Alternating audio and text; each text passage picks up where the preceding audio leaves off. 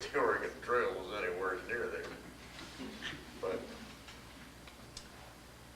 that was about all there was on what is now Lakewood Drive, except the railroad station. The old railroad station was part way, a little bit south on the east side, be south of where is now 111th Street. I won't get into the racetrack. That's Wayne's problem. I will get back a little bit to the Pacific Highway. On the west side of the Pacific Highway, between what is now the B&I store and the intersection of South Tacoma Way and Stilican Boulevard, that area, that corner was known as the 7-mile corner in those days. As Japanese farmers out in the Puyallup Valley brought their produce, and they set up little wooden sheds and stands and sold fruit and vegetables and produce along there. Most of the people who lived in what is now Lakewood stopped there and bought their vegetables. It had a good product and the price was right. But of course that came to an end when the Japs were all interned at the start of World War II. After the demise of the racetrack, auto dealers by the name of Mueller and Harkins bought the property and put in a little airfield there. And the airfield was popular enough that somebody built diagonally across Stilican Boulevard a little inn called the Airplane Inn. It was there for a long time, quite a place for entertainment, eating, and one thing and another. It had a neon sign with a profile of an airplane on top of it. That would have been right across the street from a strip emporium known as Lipsticks. Lipsticks, by the way, that original building was built by a fellow named Ted Wilshire, who ran it as a tavern. Ted had another tavern farther up Stilican Boulevard, just a little bit west of where Burr's Restaurant is now. He built this new building. It was a very, very popular place. The Mueller-Harkins Airport looked a lot different than it does now. They built a new hangar, which you can still see from the intersection of Stilican Boulevard and Lakeview Drive, or Lakeview Boulevard, I guess they call it. But there was a lot of little buildings on the Mueller-Harkins side of that intersection. I don't remember what they all were, but one of them was a little restaurant called Squeak's Rendezvous. Squeak later moved his rendezvous down by 66 in South Tacoma Way. He always spelled it R-O-N-D-I-V-O-O.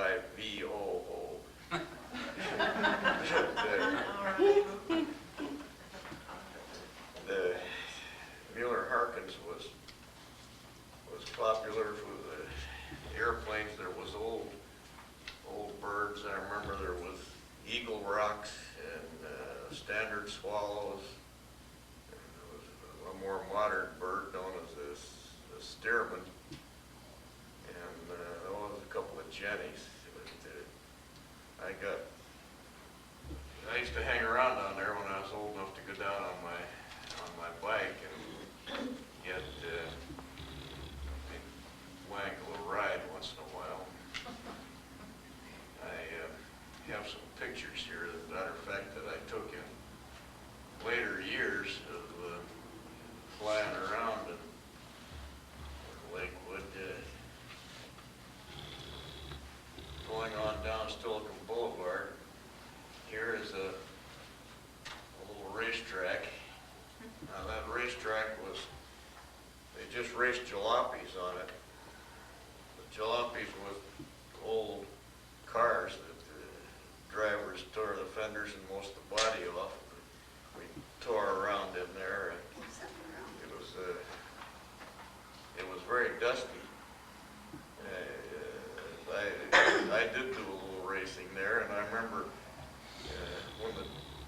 dust got full of rocks, you could tell you were close to another car. But that was just about across the road from where the Custer School is now, and there's a row of commercial buildings opposite. Of course, it's all houses down in there now. But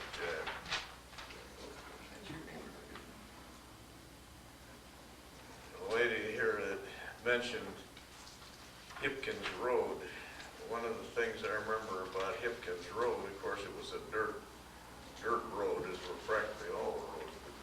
You get going down it in a car, it had a lot of humps and hollows, and it acted like a roller coaster. If you get going fast enough, you get all four wheels off the ground. It's a little hard on a car. There was no deputy sheriffs around to get after it. Dave, wasn't that in a Model A Roadster, as I recall? Huh? Wasn't that a Model A Roadster, as I recall? Well, I had a Model A Roadster hot rod, but I wasn't going to risk it Well, I recall in the riding jalopy the boat races, from the because if you seat. won a race, you had to agree to sell a car for $25. I recall riding the rumble seat with it. But like I say, across Silicon Boulevard from the jalopy track and extending for a long ways back, there's a huge piece of land that was owned by the Hewitt Land Company. It had grass areas and trees and Scotch broom, and sometime, I'm not sure when, it was after World War II. Somehow that place got the name of the Goose. And where it got the name Goose, I don't know, but it reminds me of that Englishman that visited their old colonies, and he went back to England, and he was talking to his friends. He said, I have great difficulty understanding the way the Americans talk. For an example, a duck is a fowl, but a goose is a grasp in the arse.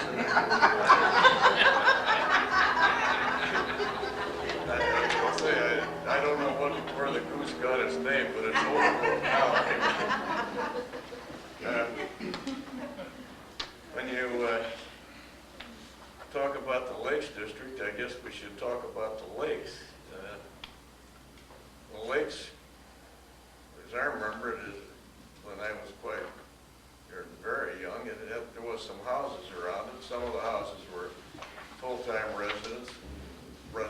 Some of them were summer houses. Like many people believed that in the wintertime it was too cold to live near the water. There was a few real mansions or large estates on the lake. I think on Gravity Lake there was the Carmen Estate, which is now Madeira. what is the name of that? Madeira. And on American Lake there was the Alexander Bailey place, and of course Thornwood. And on Stillicum Lake there was the Rose Estate.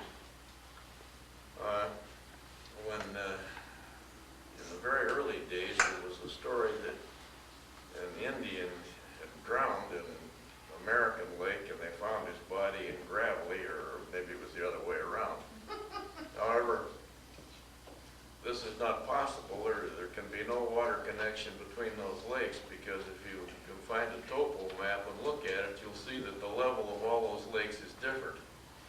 So I think maybe the Indians had been into the fire water and didn't know what lake you fell. On American Lake, there was a couple of public swimming places. There was one, I think, believe it was called Garretson's at Tillicum. Tillicum, we used to refer to Tillicum, that was American Lake South. We used to call it South Side. And at American Lake North, there was Martin's Boathouse. Martin's Boathouse was a two-story affair with Martins lived on the top floor, and the bottom floor was all lockers. People could rent lockers and change their clothes and go swimming. They also rented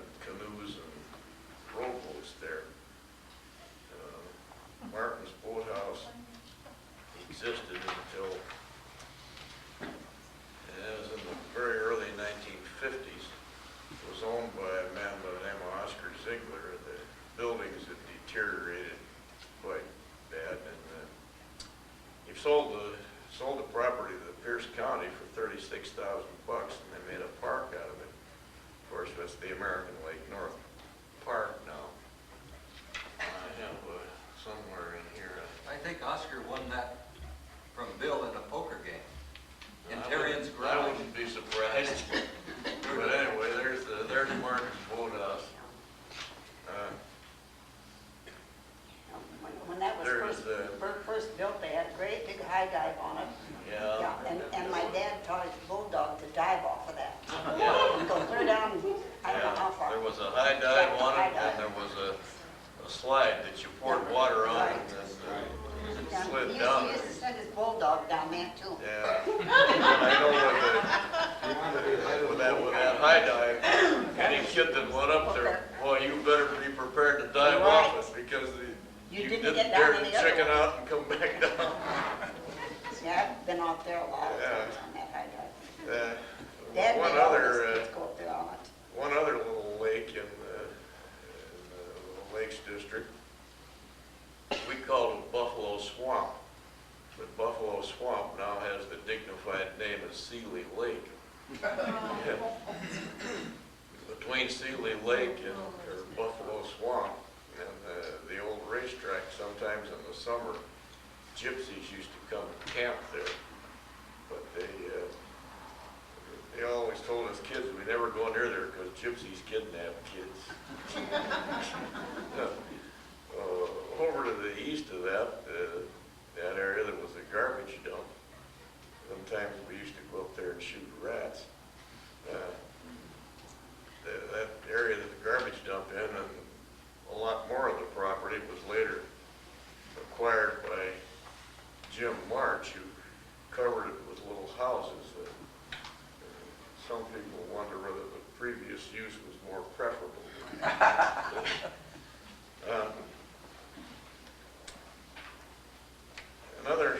Another street that was important in Gravelly Lake Drive, that was one of the few paved streets, you know.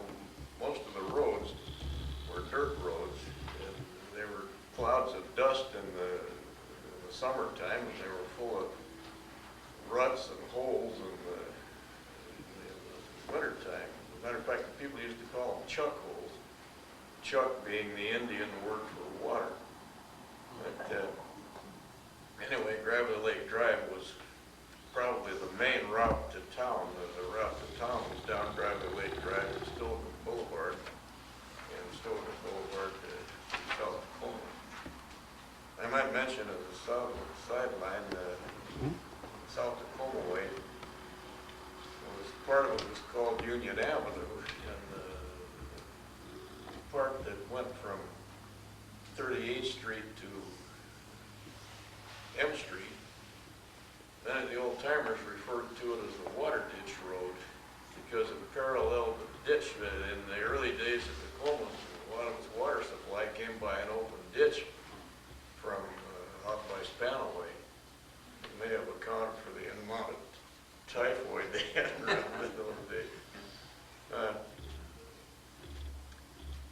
On Gravelly Lake Drive, one of the more outstanding places was Mr. Armstrong had a farm there that he called a Monte Vista Farm.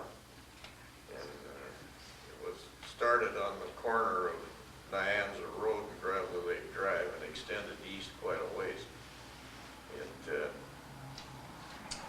At the corner of Nyanza and Gravelly Lake Drive, he had a big cornfield that extended to as far as the Clover Creek. And there was a great big oak tree alongside Gravelly Lake Drive, and they used to set up a stand there and sell corn on all the passers-by when